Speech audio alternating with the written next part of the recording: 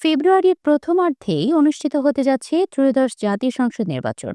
এই নির্বাচনকে সামনে রেখে বিএনপি ইতোমধ্যেই দেশের রাজনীতিতে বড় চমক দিয়ে ২৭২ আসনে প্রার্থী ঘোষণা করেছে। এর বাইরে ২৮টি আসন সম্পূর্ণ ফাঁকা রাখা হয়েছে শরিক দলগুলোর জন্য। বিএনপি সূত্র বলছে, তফসিল ঘোষণার পরই আনুষ্ঠানিকভাবে শরিকদের আসন বন্টন চূড়ান্ত হবে। ফ্যাসিবাদী বিরোধী আন্দোলনে দীর্ঘদিন রাজপথে থাকা দলগুলো চাইছে বিএনপি যেন আর দেরি না করে দ্রুত সমঝোতা ঘোষণা করে। শরিক দলগুলোর অভিযোগ, বিএনপি নিজের প্রার্থী ঘোষণা করলেও শরিকদের সম্ভাব্য প্রার্থীদের নাম এখনো প্রকাশ করেনি। কিছু আসনে শরিকদের শক্তিশালী প্রার্থী থাকা সত্ত্বেও বিএনপি নিজ দলের মানুষকে মনোনয়ন দিয়েছে, যা নিয়ে শরিক দলগুলোতে অসন্তোষ তৈরি হয়েছে। ঢাকার মোট ২০টি আসনের মধ্যে বিএনপি এখন পর্যন্ত ১৭টি আসনে প্রার্থী ঘোষণা করেছে। ৩টি আসন এখনো ফাঁকা। এই আসনগুলো হলো ঢাকা ১৩, ঢাকা ১৭ ও ঢাকা ২০। ঢাকা ১৩ আসনে রয়েছেন এনডিএম চেয়ারম্যান ববি হাজ্জাজ। ঢাকা ১৭ আসনে রয়েছেন বিজেপি চেয়ারম্যান আন্দালিব রহমান পার্থ।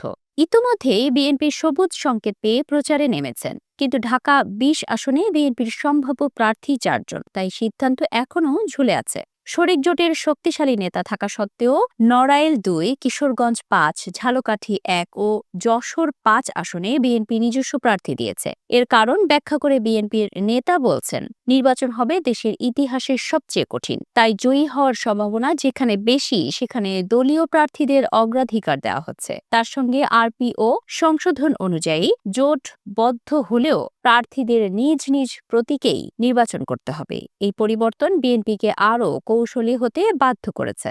২০১৮ সালের একাদশ সংসদ নির্বাচনে বিএনপি শরিকদের ৫৯টি আসন দিয়েছিল, যার বড় অংশই পায় জামায়াতে ইসলামী। কিন্তু এবার পরিস্থিতি ভিন্ন। এই নির্বাচন জামায়াতই বিএনপির প্রধান প্রতিদ্বন্দ্বী। এদিকে বিএনপি এবার আরও বড় জোট গঠনের চেষ্টা করছে। ফ্যাসিবাদ বিরোধী রাজনৈতিক দল, যুগপৎ আন্দোলনের শরিকরা, কিছু ইসলামিক দল ও দু-একটি বাম ঘরানার দল। তাই নতুন দল যুক্ত হলে আসন বন্টন আবারও পরিবর্তন হতে পারে।